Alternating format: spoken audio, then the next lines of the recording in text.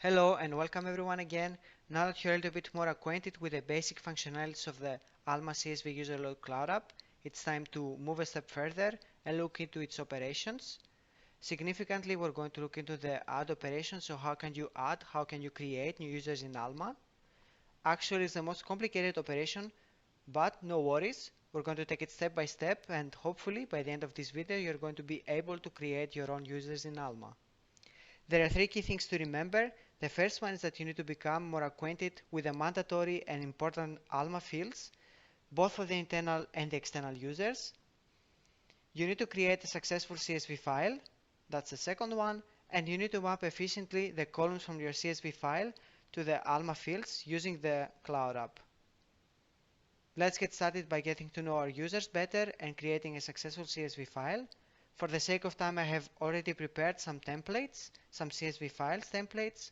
In order to be more intuitive, we will see two examples of Alma users, an internal and an external one, and our CSV file in parallel. So let's move immediately to the hands-on. So we already perform a user search. We have a user, a tester account actually in this case. We know that this user is an internal user by looking into its account type. So it's an internal account type, it's an internal user. It belongs to the user group of personnel and has an expiration date, but let's look into the details by clicking on the name.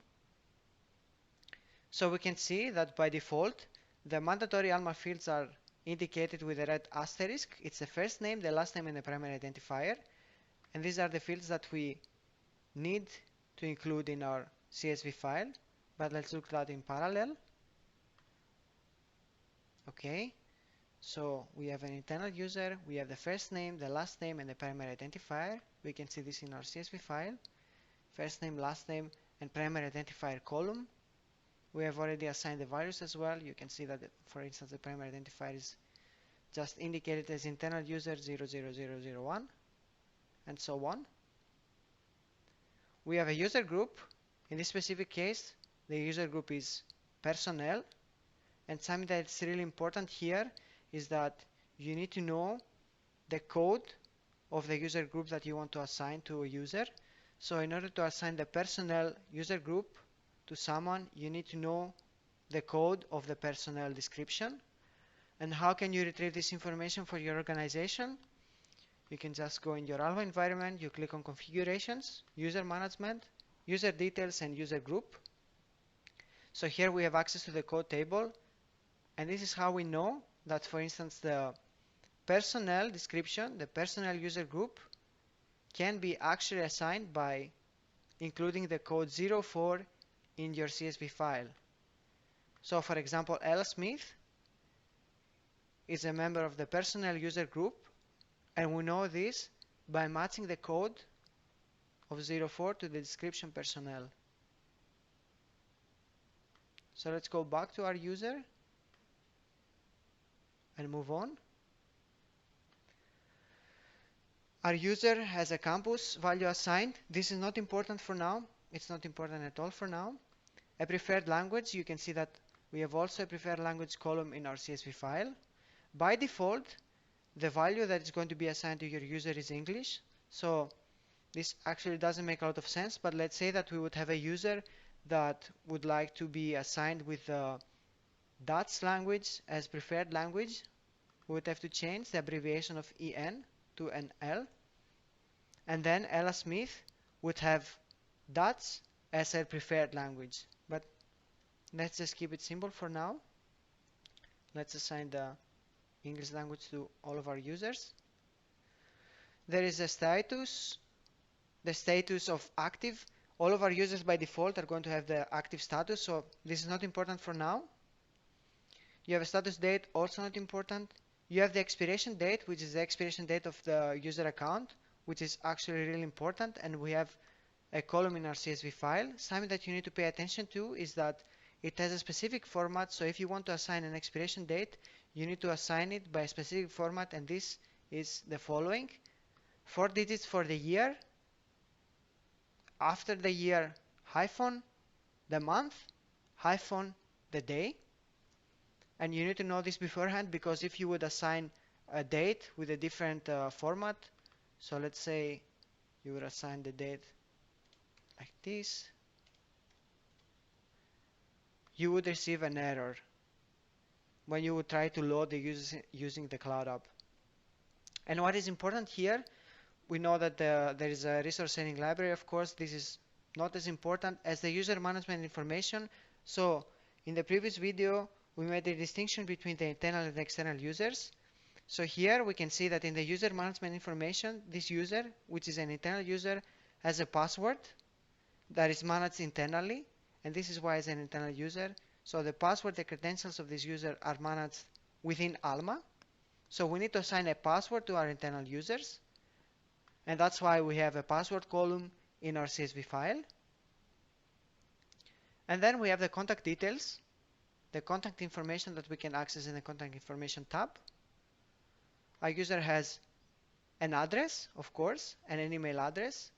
And something that it's very important to know is that if you would like to assign an email address to your user, in this case we know that the user has an email address, you have to assign a type for the email, and this is mandatory. So those two go hand in hand, and we can see this by editing the user accessing the email address. So you can see that the email address is actually here a mandatory field, but it's important that you will assign an email type as well. You don't need to indicate if it's the preferred address. By default, this is going to be the preferred address for your user.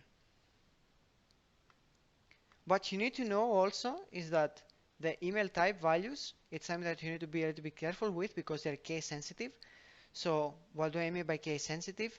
You need to use lowercase characters to define the email type, either it's work or personal or alternative and so on.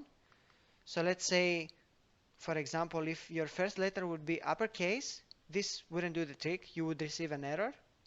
Or if all of your letters would be uppercase, you would still get an error.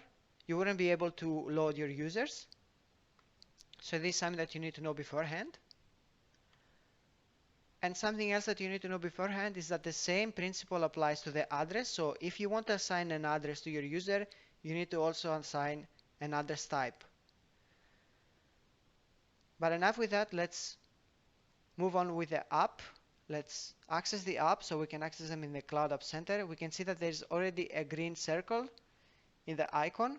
This means that one of our apps has something to do, actually is useful for the users, can do something with the users. And this one is the Alma CSV user load, of course. We access it. We're in the load page. Okay, we need to find our profile. Specifically for this one, I have created this profile in order to save time to add internal users. We define it. We define the user type as internal, of course. We define the operation in the profile type. The operation is to add users. And then we need to do the field mapping. You remember the CSV file. As you remember, we had the first name column. So the data from the first name column are going to fill in the data from the first name field in Alma. The data from the last name column are going to fill in the data of the last name field in Alma, and so on. The primary identifier, we match it with the primary ID. The password is matched with the password, user group. They're all more or less self-explanatory, but we notice here that we have an email and an email type. It's mandatory to add an email address type. So an email address type to your email. An address and an address type. As I said, email and email type go hand in hand. The same principle applies to address. You need to also assign an address type for your user. An expiration date and a preferred language. So we go to the home page. It's the same as the load page because the home page is actually where you load your user, so you can also say that it's a load page. We select a profile. Indeed, this is the profile that we were working on for the internal users. And then we need to browse the appropriate CSV file. This is the one from the internal users. Click load users. We need to confirm. Are you sure that you want to create those 3 users in Alma? Yes, of course. So I click OK. And now we know that those 3 users were successfully processed. We can see that they are processed in the log area, and we can see their primary ID. But of course, we need to confirm if they have been created. And how can we do this? By performing a user search. So one of our users was Ella Smith. Yes, indeed, our user has been created. It's Ella Smith. It's an internal user that belongs to the user group personnel and has an expiration date. We click on it. Indeed, we see that the first name, the last name, and the primary identifier, they are filled in. And now that we see that also the user group is mandatory, it's an important Alma field, of course. We can see that this user has a password because we have already assigned a password to this user. Let's check also the contact information. Indeed, ellasmith@test.com, created by an API because it's created by the Cloud App. And we know that the type of the email address is work. The same applies to the address and the address type, of course. And we can check also the other users. So Joe Jones is created and it's an internal user, and Chris Doe. Indeed, all of our users have been created successfully. So let's pass on to the external users example. So let's find an external user example in Alma. We have this tester account again, which is an external user. It's an associated user with an expiration date. We click on it. We have access to the information. Here we can see that there is a slight difference. So we can see that the first name, the last name, the primary identifier, and the user group are mandatory fields in Alma. We can also notice that we can not edit those fields for the external users, besides the user group, of course. Another important thing to see is that the credentials of this user, they're not here, they're not filled in because they are managed externally from an external system. Possibly this is your SAP. We have the contact information, of course, email address and address. And something else that we need to pay attention to for the external users is that we need to assign with an additional identifier. So in this case, we know that this user has an ID, an additional ID, which has this value, bar of 1 billion and so on.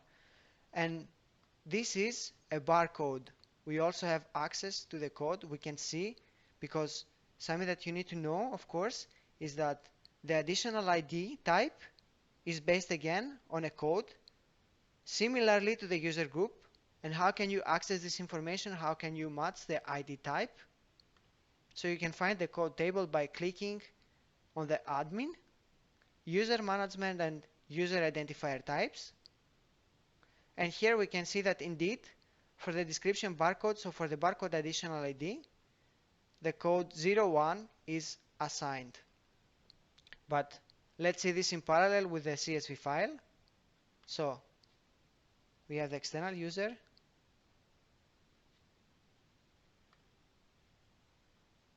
Let's take it from the general information tab. So a first name, a last name, a primary identifier, the same names of course, but with different primary ID. This will work. So additional users are going to be created, and those ones are going to be external with a different primary identifier, which is external user. It's indicated by EU 00001. A user group, of course, something that we explained before. So you need to assign the code for its user group. An expiration date. So those users have an expiration date as well, which is important. The status, we already know that it's active. The preferred language is missing as a column, but it's missing, of course, intentionally because we want to assign the English language as default. So by default, all of our users are going to have as preferred language English. It's not so important anymore. And of course, you can see that the user management information is missing. Likewise, we have an email and an email type, work, an address and an address type, an additional ID, which is actually an additional identifier, as we said. So the value, the additional ID value is this one, and the identifier type is based on the code that you could see in the code table. So we want the additional ID type to be a barcode. So we assign the value 01 to our fields in the CSV file. And something that is also very important, and it's only for your external users, so when you want to add an external user, is to define the external system code. So this corresponds to the external system that is managing the credentials of your external users. by default, my recommendation is for you to include the value sys in the fields, so Student Information System sys. This is not so important, even if it's your SAP and so on. But what you really need to do is that you need to include an external system code column in your CSV file in order to map it in the Cloud App. So let's see how this works with the Cloud App. We see that the Cloud App is activated. So we access it. Let's go to the settings page. It's a different profile this time, is add external users. We see that the user type is defined as external. The profile type, so the operation is to add, so everything is correct. And let's see the field mapping. A first name in our CSV column fills in the data of the first name in our ALMA fields. The data from the last name column fills in the data of the last name in the ALMA fields of the new users, and so on. A primary identifier is matched with a primary ID, user group, email and email type, address and address type. So as we said, if you want to assign an email to your user, the email type is mandatory. So the email address type is mandatory. And of course the address, you need to be careful here. So the address that you want to assign needs to be mapped with the address line 1 in any case, because this is the first field that is going to be filled in, and hence it's the mandatory field for the address. And you need, of course, by the same principle of the email, you need an address type. So an address type, you have an expiration date, and then you have the additional ID. So we can see here the additional ID. We assign it with a value, so we map it. We map the additional ID column with the identifier value, and this is actually the field in ALMA that is going to be filled in. Sorry, I need to go back again. And the additional ID type, which is the identifier type, we need to map it with the identifier type. And of course, lastly, the external system code, we need to map it to the external system code. Something else that we can easily notice is that we can assign a default value. So if we are certain that all of our users, for all of our users, we want to assign the barcode additional ID, we can just indicate a default value, so the 01, which corresponds to the barcode, and we wouldn't even have to include the header name in our Cloud App in the field mapping section. And the same applies for the external system code. So in this case, all of our users would have as an identifier type the barcode by assigning the default value of 01 in the default section. And the same applies for the external system code. So the sys value is going to be the default value for all of our newly added users. So let's move on. Let's move on to the home page. We don't need to save anything. This is the home page. I also mentioned it as a load page because it's the page where you can load the users. We need to select a profile. Indeed, this is the appropriate profile, and we need to browse for the appropriate CSV file. So external users, click on load users, confirm that we want to load those 3 users, and indeed those 3 users were successfully created. So by the same principle, we're going to check if those users were created. Hopefully we're going to have 2 users with the same name but of different type. An Ella Smith, which is internal, an internal user that was created before with a different primary identifier. So you can have the same name of a user but 2 accounts, one internal, one external, as long as you have a different primary ID. And this one is the user that was created now, so the external user based on a different primary ID. You will see that the primary ID is indeed a different one, EU00001. And of course the name is Ella Smith, the user group is personnel. You can see also that we cannot edit those fields. The language is English, the expiration date is here, no user management information, contact information, indeed an email address. It was created by an API because it was created by the Cloud App, and a work as a type of email address, an address, and a work type as an address, work type. And of course the identifiers, here we have the barcode, of course, that was created with this value. So Ella Smith was successfully created, but let's check our other users. So let's see Joe Jones. Indeed, they're internal and external user. And let's see Chris Doe. Indeed, everything is here. So that was the video. I hope that I helped you in creating new users in Alma. And until the next time, just be safe. See you.